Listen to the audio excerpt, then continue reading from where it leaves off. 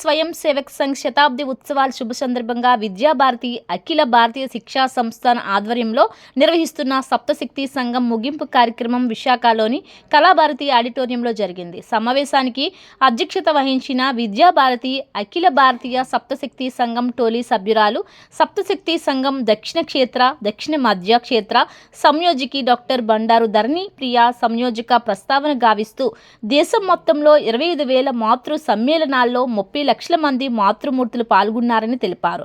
280 కార్యక్రమాలు, 28,000 మాతృమూర్తులు పాల్గొన్నారని, వారికి కుటుంబ ప్రబోధన, పర్యావరణ సంరక్షణ అనే విధంగా సమాజ వికాసంలో మహిళ చేయవలసిన యోగదానం గురించి వక్తలు సందేశాలు ఇచ్చారు. సుమారు 850 మంది మహిళలు హాజరై ఈ కార్యక్రమాన్ని విజయవంతం చేశారు.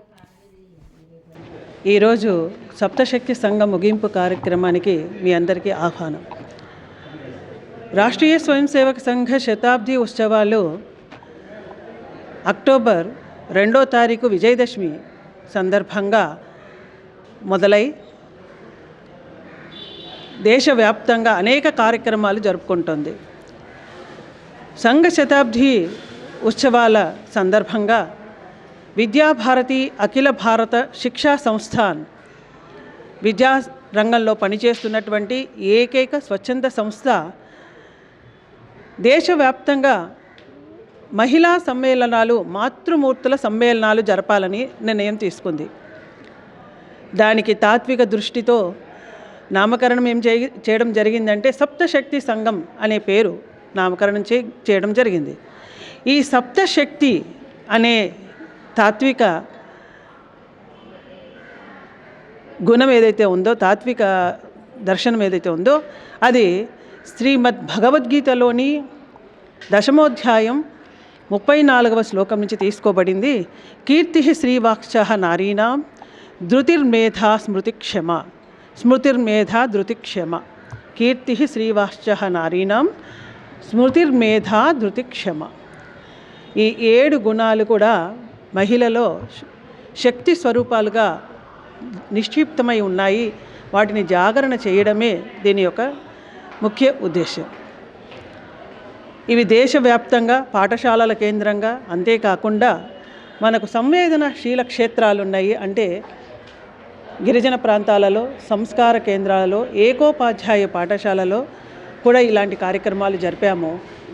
దేశవ్యాప్తంగా ఈ కార్యక్రమాలు దాదాపు 25,000 కార్యక్రమాలు జరపబడ్డాయి. దాదాపు 35 లక్షల మంది సుమారుగా మాతృమూర్తులు ఇందులో భాగస్వాములు అయ్యారు. అదే దిశలో మన ఆంధ్ర ప్రాంతంలో కూడా 280 కార్యక్రమాలు దాదాపుగా జరిపాము. 27,000 మంది మహిళలు ఇందులో భాగస్వాములు అయ్యారు. ఇందులో లక్ష్యం ఏంటంటే 2 విషయాలు. ఈ రోజులో కొంచెం లుప్తమవుతున్నటువంటి సమయంలో కుటుంబ ప్రబోధము మరియు పర్యావరణము, భారతీయ సంస్కృతి దృష్టిలో. రెండవది, భారత మహిళలు భారత యొక్క పురోగతికి, భారతదేశ అభివృద్ధికి ఏ విధంగా అయితే వాళ్ళు పాటుపడుతున్నారో వాళ్ళ యొక్క విశేషతల గురించి కూడా 2వ అంశం మాట్లాడడం జరిగింది. దేశవ్యాప్తంగా చాలామందికి ఈ ప్రసంగం చేయడం కోసం వక్తా ప్రశిక్షణ రూపంలో కార్యకర్తలను, వక్తలను తయారు చేయడం జరిగింది. దాదాపు 1000 మంది పైకి వక్తలు దీనిలో పాల్గొన్నారు.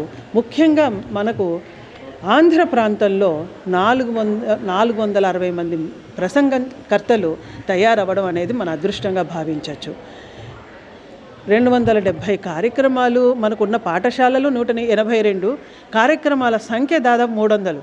అంటే డబుల్ ద కార్యక్రమాలు చేసాం. ప్రతి పాఠశాల కేంద్రంగా కూడా 2 కార్యక్రమాల చొప్పున మనం జరపడం జరిగింది. ఇది నిజంగా దేశంలో మహిళలు వాళ్ళ యొక్క ఔన్నత్యానికి, వాళ్ళల్లో ఉండేటువంటి గుణాలను వాళ్ళు ముందుకు వెళ్ళడానికి ఒక జాగ్రత్త అని చెప్పచ్చు.